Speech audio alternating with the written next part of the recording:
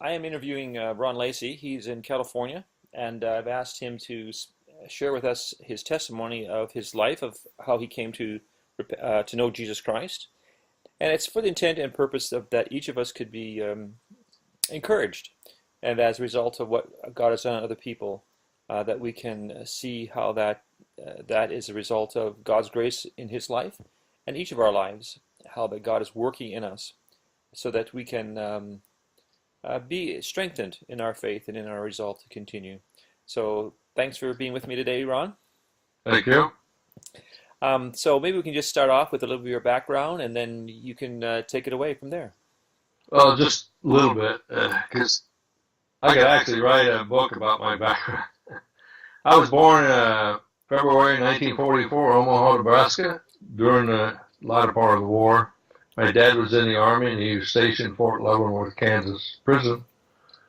And when I was 2 weeks old, we moved to Texas. Well, he was born and raised in Texas. His family was in Texas. So all I know was when I was 2, my mom and dad divorced. And when I was 5, we moved to Missouri. And when I was 10, we moved we moved to Illinois when I was 5. Moved to Missouri when I was 10. And I had lots of trouble. My mom had tried to give me up for adoption a couple of times, tried to get my uncle, her brother, to adopt me. And when I was 15, we were really close. He was a good guy. And I'd gone down to Fort Worth, Texas to visit him I was staying with my grandmother. And he asked me about my dad, and I told him I didn't know anything about him. My mom always said he was a bad guy. He said, "Oh, no, he was a great guy." He said, "You should try to hook up with him."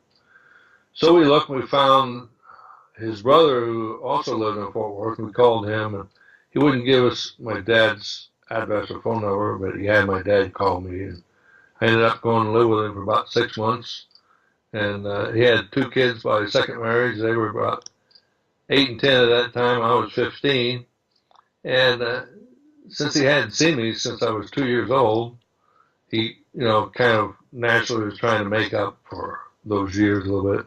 Bought me a car, bought me this, and made the other 2 kids jealous. So after about 6 months, I didn't like living there. He was also very religious, and I was an atheist. I mean, I couldn't say I was really an atheist then. I probably still wondered, but I saw him in his life that he was an elder in the church, and he acted very religious. We went to church 3 times a week, Sunday morning, Sunday night, Wednesday night. And he worked in oil fields, and sometimes he'd take me with him. And I remember he'd smoke and cuss a lot. And when we were in church, he was like acting like a saint. So all I saw was hypocrisy. So later on, when I left his house, I went back to live with my mom and stepdad. My mom had remarried when I was 3, and this man, his name was Andy. Andy kind of like become my father, raised me.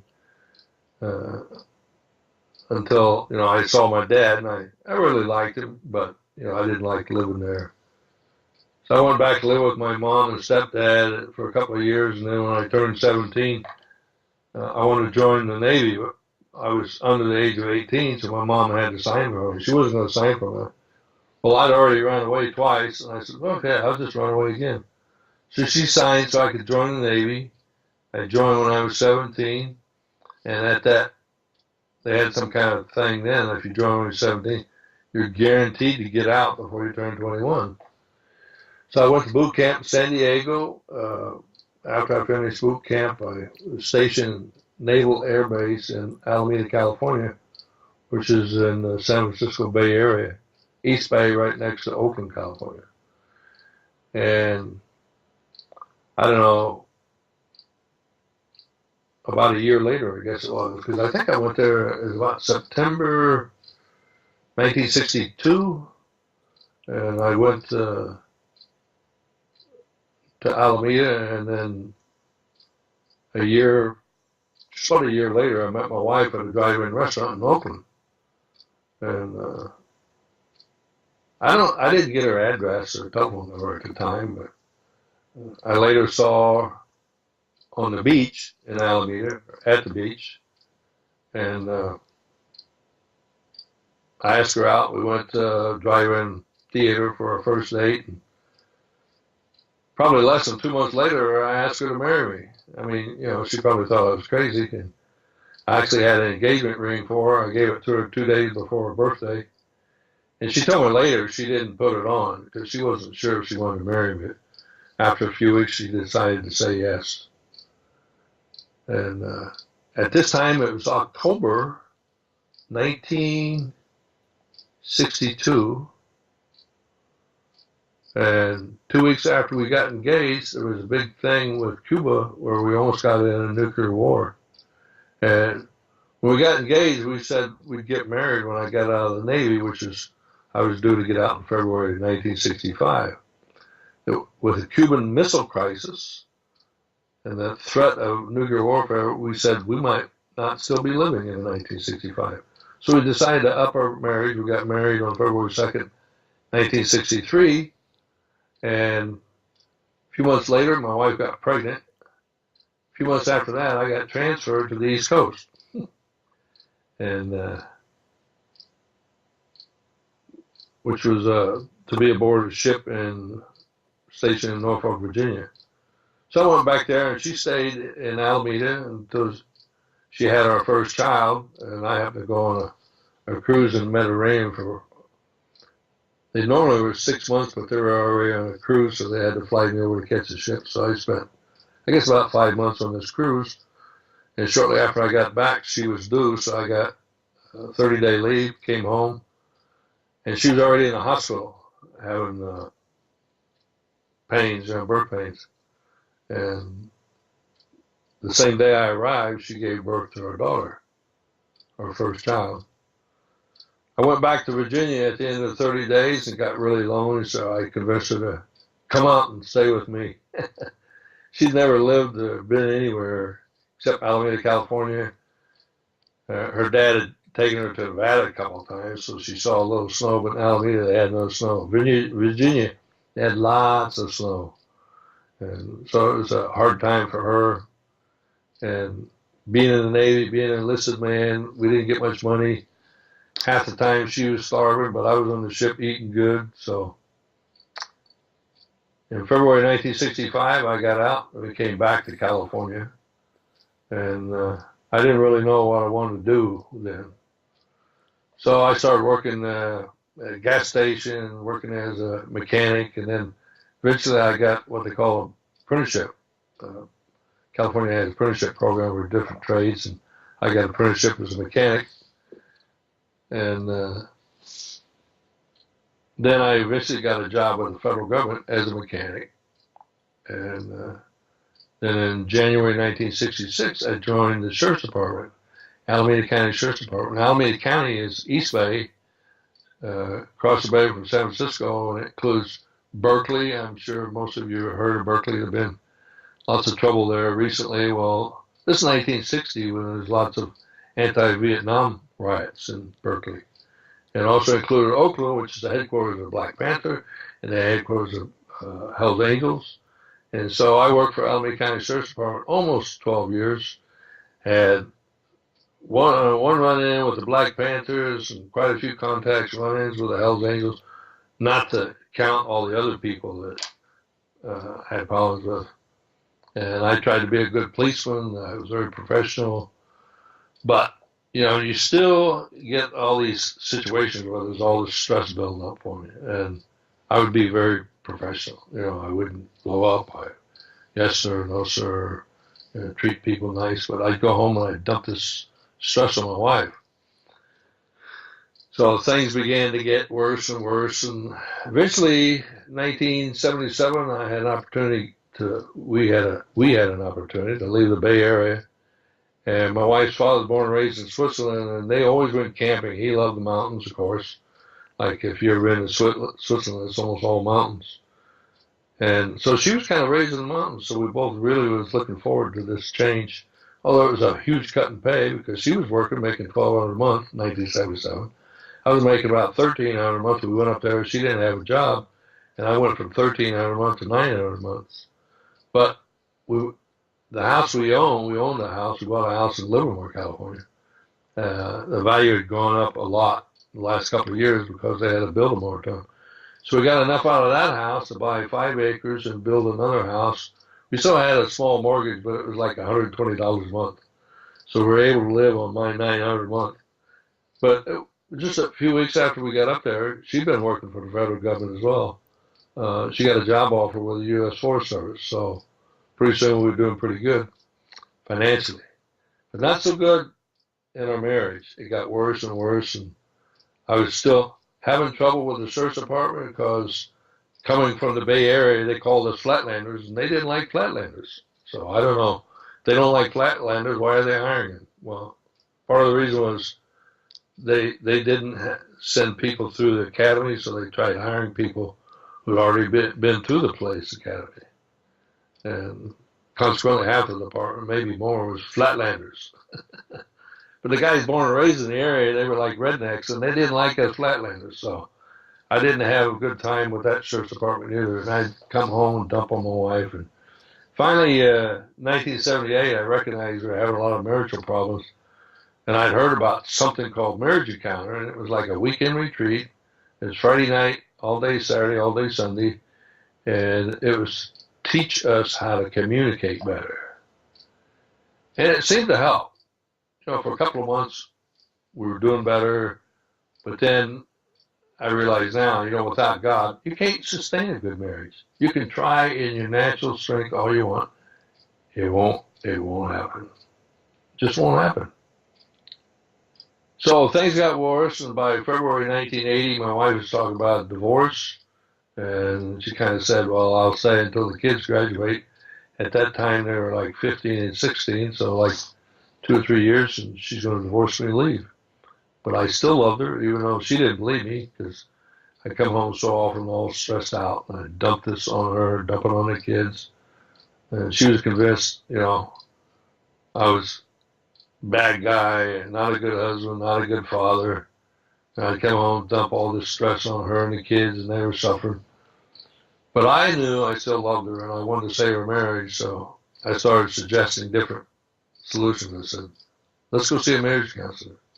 She said, no, I don't want to see a marriage counselor.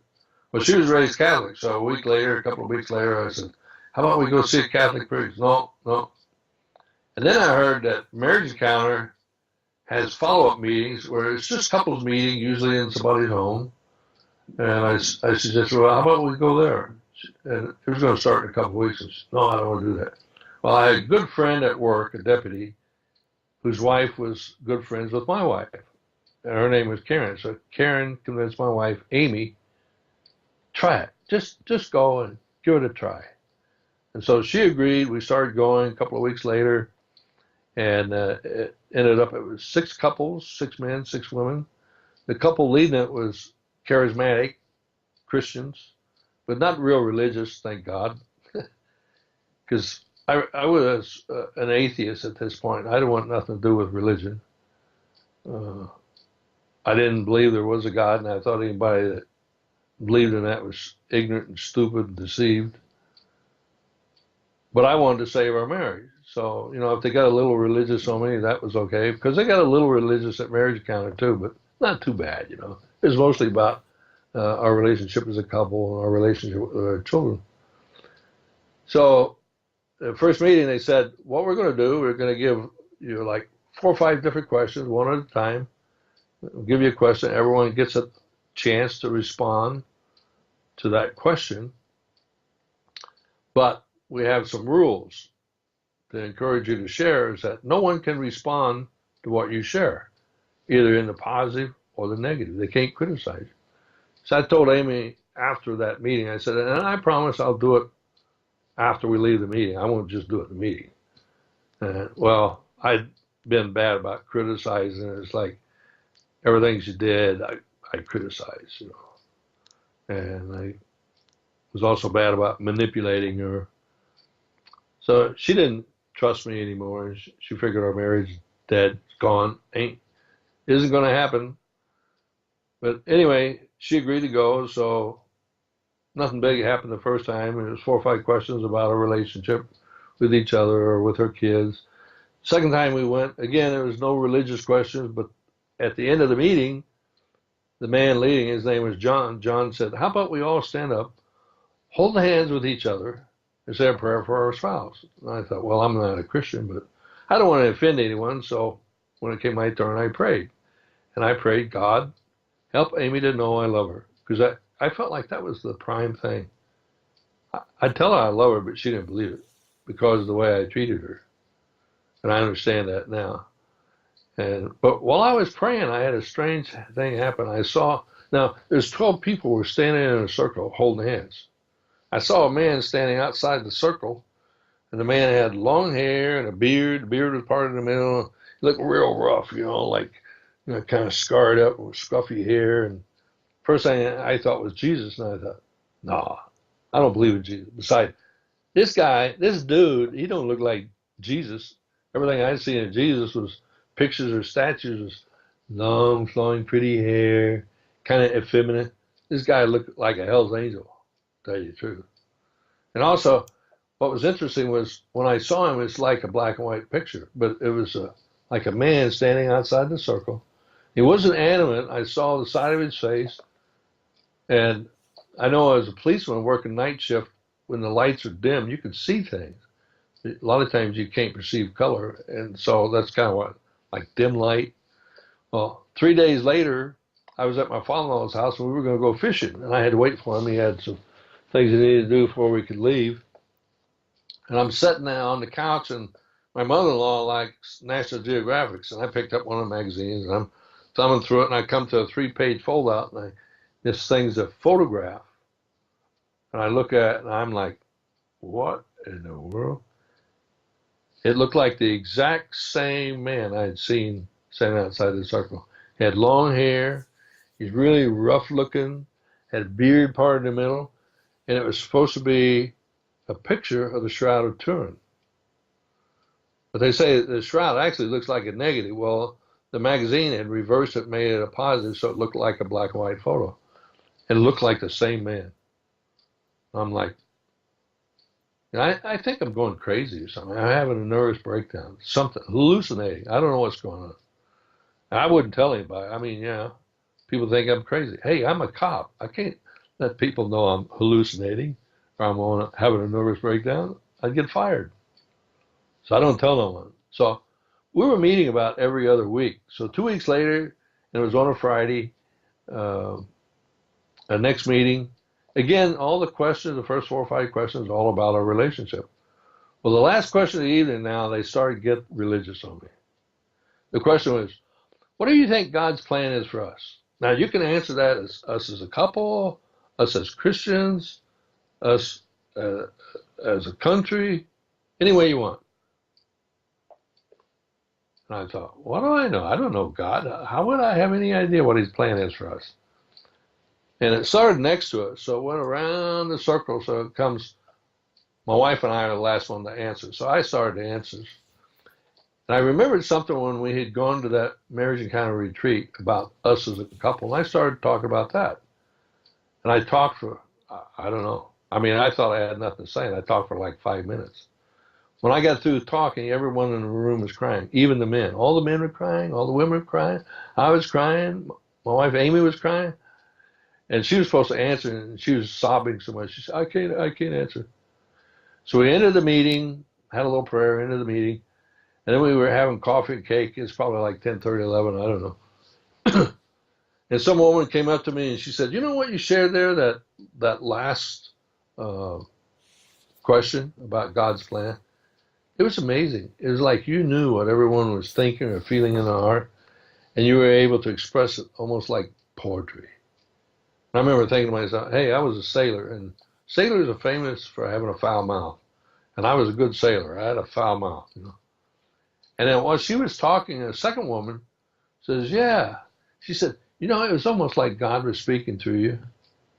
And I wasn't going to tell them what I said. Well, I had a strange experience when I was talking. It was like it wasn't me talking. I said, at some point, it's like I could see myself sitting in a chair, could see my lips moving, but I couldn't hear what was being said. It was like, I don't know. Strange things have been happening to me in the last few weeks. And so that kind of opened me up to talk to Amy. So we're driving home. I started talking, telling her about all these strange experiences I had, what happened that night. And I don't think she said a word. I'm guessing she's sitting over there like I'm either trying to manipulate her or I'm going crazy. It was about a 45-minute drive home. We get to home, and it's a little, maybe right at midnight, a little after midnight. We get undressed, go to bed, and I'm still talking. My mouth runneth over. The dam had broke. And so Amy lays down on the left side on her back. I lay down on the right side, and I'm leaning on my hand and my right elbow so I could talk to her.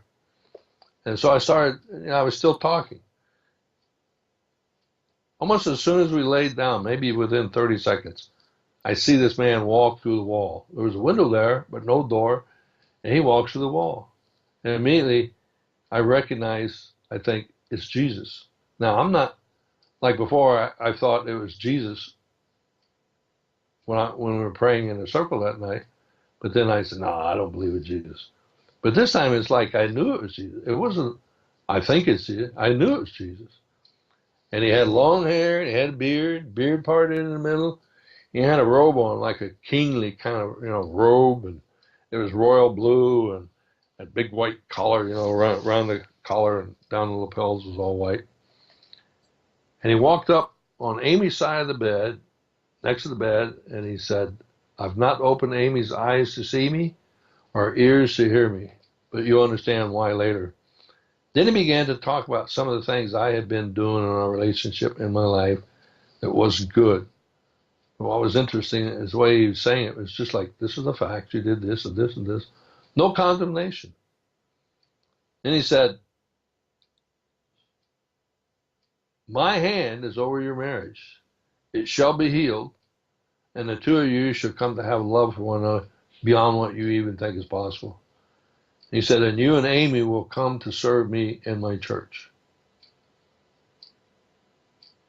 And some Christians hear that testimony and say, well, you never repented. Well, the Old Testament and New Testament both say that God judges us on our heart. He looks in our heart. He knows our heart. And he knew my heart. I had given up being able to do anything. I knew I needed help. And when he appeared to me, I was ready to do whatever he wanted, follow him any place he wanted me to go. I wanted to save our marriage. And at that point, also, I was telling Amy everything as it was happening. Someone walked through the wall, and I said, oh, it's Jesus. And I don't remember if I described it. I don't remember what. Whatever he said, I'd say, he said, and I'd repeat it just like a parrot. He said, he said, he said, he said, he said. And then She must have thought you were crazy or something, eh? Yeah, well, people ask her, what did you think? She says, I don't remember. I don't remember. She was like, I think like in shock, like, is this real? Is it not real? She didn't know what to think. When the Lord spoke to you, was it an audible voice or was it just talk to your mind? It seemed like an audible voice. I mean, I heard an audible voice, but I remember one thing, his lips weren't moving. So he was talking right to your mind. Yeah. Yeah. But Okay. the way I received it was like an audible voice. And it's like when I saw him, it wasn't like a ghost, like he wasn't transparent. He was like in fact, later, like I said, I wasn't raised a Christian. When I read Doubting Thomas and he appeared to Doubting Thomas, that was my experience. It says Jesus walked through a locked door, walked up to Thomas and said, put your finger in the nail prints of my hand or your hand in my side. Right. He was a physical body, but he could walk through walls, walk through doors, And so that's kind of the way I experienced him. The last thing he did, he reached across, now he was on Amy's side of the bed, he reached across Amy and he put his hand on my forehead. And I didn't tell Amy this part as it was happening. It felt like he burnt my forehead. And at some point, maybe this is when he disappeared. He didn't turn around, walk out through the wall. He didn't ascend through the ceiling. He just was gone. I couldn't see him anymore. He took my ability to see him away from me. But I told her that he'd put his hand on my head, and I said it was hot. I mean, like, I felt like it burnt me. I said, "You see anything?" She looks at my forehead. "No, I don't see anything." And I mean, it was still burning. I said, "Are you sure? Look." And she looks again. "I don't see anything." Well, at this instant, now we're laying in one of these brass beds, big tubes and stuff. Little tubes on the headboard and a big tube across the top. In the natural, right behind it was the wall. But I saw someone standing there about 10 feet away, and it was a young man. He looked to be about, being a policeman, I was good with descriptions. He looked to be about 28 years old, 5'8", 160 pounds. He's wearing a three-piece gray suit. And as soon as I looked at him, my eyes locked onto his eyes. It's like I could read his mind. And he says to himself, "He can see me." He starts going like this, and my eyes would follow him, I guess. So he immediately turns, takes 2 steps, and he disappears. As soon as he disappeared, I heard a voice. It was the same voice of Jesus. This voice says, "He'll be back." And I said, "Yeah, I know." Now, I couldn't say, an hour earlier I was still an atheist, but 2 weeks earlier I was an atheist.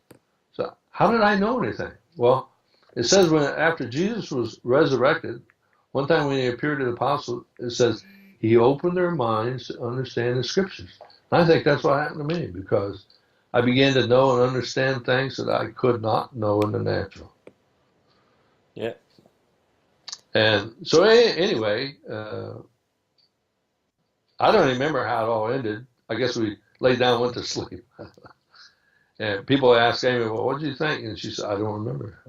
She said, "I guess I thought he was crazy, or he was trying to manipulate me or something."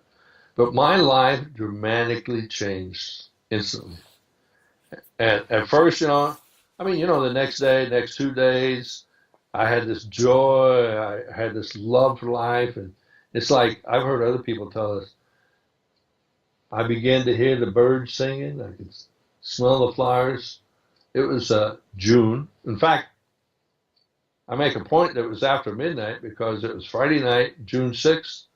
After midnight, it was Saturday, June 7th. It was Pentecost Day, 1980. June 7th, 1980.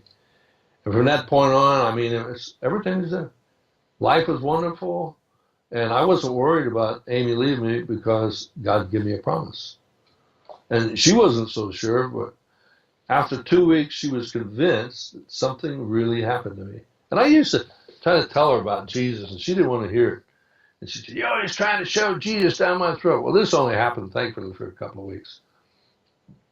And I said, "Oh, I'm sorry." I said, "What happened to me was so awesome. If I could put it in a package, I'd put it in a package, and I'd give everyone I know this gift. Everyone I know this gift." And It's the light of Jesus Christ, isn't it? yeah. But I promised her, I said, "From now on, I won't say a word." I went to the Lord in prayer, and the next 2 weeks, all I did was pray for her. I never said a word again about Jesus. Never said a word again about my experience. Just let us go on with our life. And she realized that I'd really changed, and then she realized she needed to change. And she realized she needed God to do it. Well, she was, like I say, she was raised Catholic. So after about 4 weeks, she was on the way home one time, and she said, "I need to repent." She was into, I won't say because she doesn't like me to tell, but not good stuff. And so she went to the local Catholic church. She actually stopped and called him on the way home. And he said, "Yeah, you can come anytime. Come on, She said, "Well, I'll be there in 20 minutes. He goes, "Okay." She gets there, and it's this old man. He's like, I don't know, he's like 80 years old then. I'm from Yugoslavia, a really nice old man.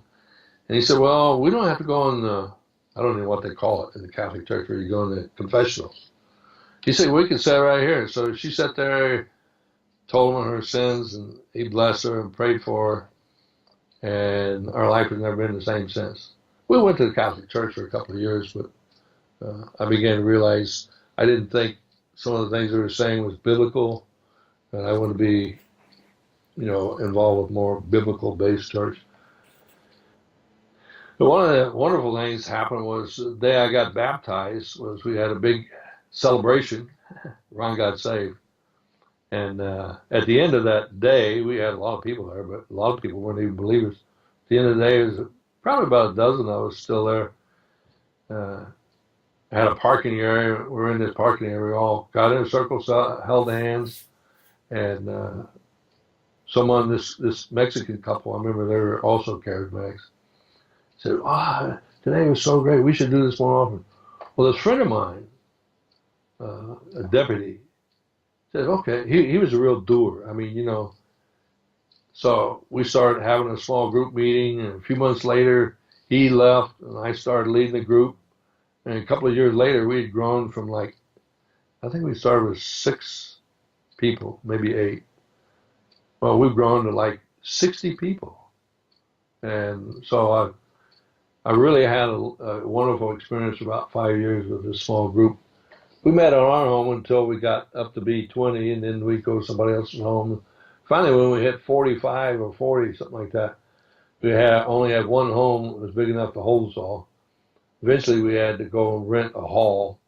But we didn't become a classical church. We were just a Tuesday night group, and we get together and pray, and sometimes I'd teach, someone else would teach. And we experienced New Testament church for 5 years. It was awesome. It was awesome. Mm-hmm. I've been looking for something like that ever since, but I haven't found it. I tried to start something like that again, too, but I know that was born of the Spirit. For us, we can desire something like that, but we can't do it. We try to do it, it's flesh. Like the scripture says, flesh will only produce flesh. Well, that's great, Ron. Thank you for sharing that, and I trust that through it, we will be able to, or your testimony of what God has done, will encourage others in the same direction that you have received. And just one last thing I'd like to say. Today's February 15th. Well, 13 days ago, February 2nd, was our 54th anniversary. So I thank God kept his promise. Amen. God is good, eh? Yeah, amen.